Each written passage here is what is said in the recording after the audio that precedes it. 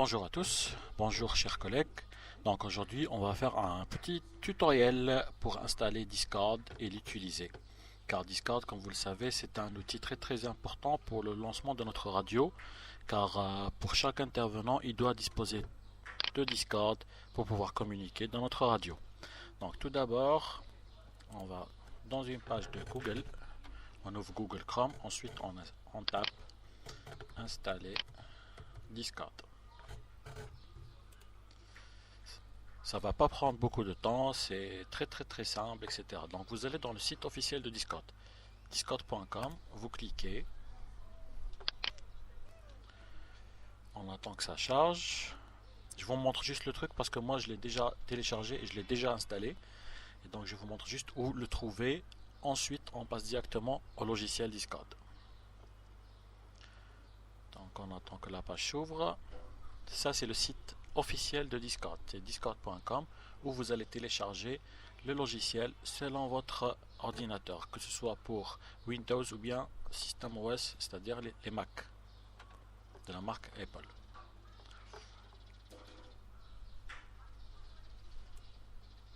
Je sais pas pourquoi c'est trop long aujourd'hui.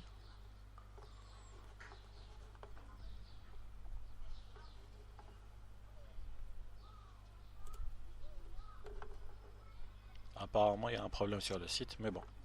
Donc dans le site discord.com vous allez retrouver le logiciel, vous allez cliquer juste télécharger et c'est totalement gratuit.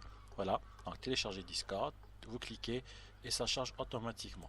Vous allez le trouver dans les dossiers, vous allez dans vos dossiers, ensuite téléchargement et vous allez trouver le fichier de Discord. Voilà, moi je me rappelle plus où est-ce que je l'ai mis. Discord parce que ça fait un bon moment que je l'ai téléchargé déjà.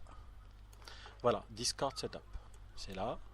Donc Discord Setup, vous cliquez, vous lancez le setup en tant qu'administrateur, propriétaire de l'ordinateur, et ça s'installe, vous suivez juste les directives. Donc lorsque vous lancez Discord, vous avez cette page d'accueil qui va s'ouvrir. Bon, il faut d'abord, moi je suis déjà inscrit, j'ai déjà un compte. Il faut vous inscrire, suivre les étapes, mettre votre mail, créer un mot de passe, photo de profil. C'est comme ouvrir un compte sur un réseau social. C'est la même chose. Donc vous avez la page d'accueil. Là, j'ai une liste d'amis. Donc ça, c'est les amis que j'ai déjà ajoutés. Et là, vous avez les différents groupes que vous pouvez créer. C'est comme sur WhatsApp, vous pouvez créer des groupes. Donc vous créez votre propre groupe, vous le nommez, vous lui donnez, vous le mettez une photo, c'est comme vous voulez. Moi, par exemple, j'ai fait un test, là, c'est écrit Radio Concordia avec le logo de Concordia, et j'ai rajouté les élèves de 6e pour faire un test. Là, vous avez les paramètres. En bas, ici, vous avez votre identifiant. Donc, vous cliquez sur paramètres utilisateur. Je vous montre d'abord les paramètres, ensuite on passe à un test.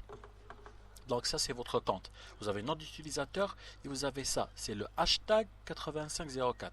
Donc chaque membre de Discord a son nom d'utilisateur associé à un hashtag numéro. Si vous cherchez n'importe quelle personne sur Discord, c'est très important d'avoir le hashtag. Si par exemple vous demandez à un collègue ou un élève de vous envoyer l'identifiant Discord pour l'ajouter, pour intervenir dans la radio, s'il n'envoie pas le hashtag numéro, vous n'allez pas le trouver sur Discord. C'est très important. Chacun a son propre numéro personnel. Donc c'est très important lorsqu'on envoie à quelqu'un son identifiant Discord pour l'ajouter comme ami pour intervenir dans la radio, il doit envoyer le tout. C'est-à-dire, par exemple, Mohamed Rafik Boukari, hashtag 8504. Il ne se contente pas d'envoyer le nom d'utilisateur seulement. Donc ici, vous avez plein de paramètres, mais les plus importants, c'est ici. C'est voix et vidéo. Je vais vous montrer. Donc ici, périphérique d'entrée, vous devez impérativement sélectionner le micro que vous utilisez. Moi, par exemple, ici, j'utilise un micro externe. Je n'utilise pas le micro du casque ou bien le micro de l'ordinateur. J'utilise un autre micro que j'ai acheté. Donc, je l'identifie en tant que mon micro d'entrée, périphérique d'entrée. Et là, vous avez périphérique de sortie. C'est très important aussi. Vous utilisez le haut-parleur que vous utilisez. Par exemple, moi, maintenant, j'ai un casque, donc j'utilise le casque. Si j'utilise la sortie de l'ordinateur, je vais mettre Realtek par exemple, speaker. Ça dépend ce que vous utilisez. Mais pour la radio, vous devez utiliser un casque car si vous parlez, si vous n'utilisez pas un casque, ça va créer des interférences dans le bruit de votre micro. Donc ça, c'est le plus important, ces détails-là. Ensuite. Donc, je reviens ici. Par exemple, on crée un groupe. Par exemple, ici, c'est Radio Concordia.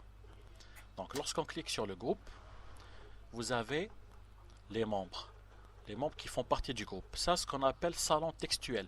Donc, si on est en direct dans une radio, ceux qui sont dans le groupe de Discord, ils peuvent interagir, ils peuvent communiquer avec des messages dans le salon textuel. Mais si on veut rejoindre la radio pour parler, intervenir, on clique seulement sur salon vocal général, un simple clic. Vous avez en attente du terminal, ensuite connexion en cours, voix connectée. Dès que vous avez voix connectée, c'est-à-dire votre son passe directement dans la radio. Là, par exemple, moi j'ai le micro coupé. Si je veux intervenir dans la radio, j'ouvre simplement mon micro et c'est bon et tout le monde peut m'entendre dans la radio.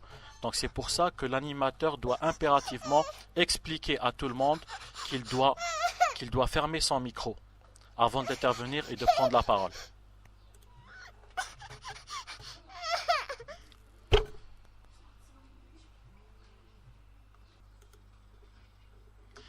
Donc, chers collègues, j'espère que vous avez compris. Donc, je répète, pour le groupe, quand vous créez un groupe, vous lui donnez un nom, vous mettez une photo de votre choix. Là, on va créer un seul groupe pour tous les collègues, pour la Radio Concordia.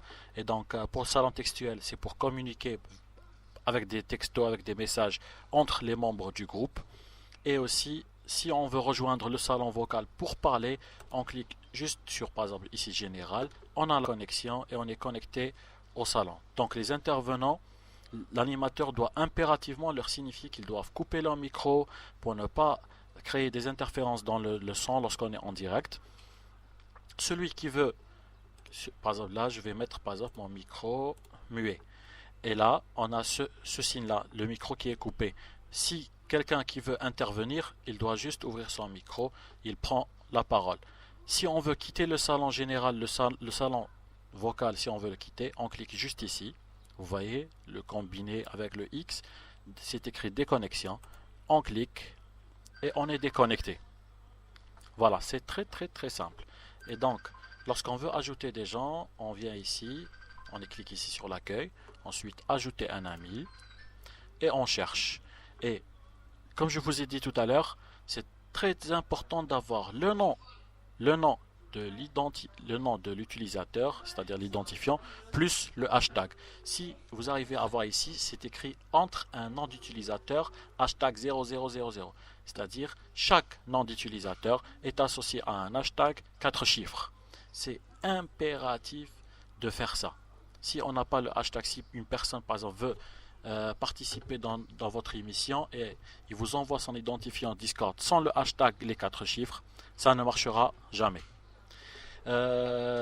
J'espère que c'était très clair pour vous. Si vous avez des questions, n'hésitez pas à me contacter. Ça, c'est le premier tutoriel concernant Discord. Ensuite, je vais faire un deuxième tutoriel concernant MixLR. Et là où on va détailler comment on va connecter. C'est juste un paramètre très simple pour connecter Discord avec MixLR. Et on fait passer le son justement du salon vocal de Discord sur MixLR pour qu'on puisse avoir le live et que ceux qui ont le lien de MixLR, le lien de notre future radio, pourront écouter ce qu'on dit sur Discord. Voilà, chers collègues, j'espère que j'étais clair et si vous avez des questions, n'hésitez pas. Je vous souhaite une excellente journée. Au revoir.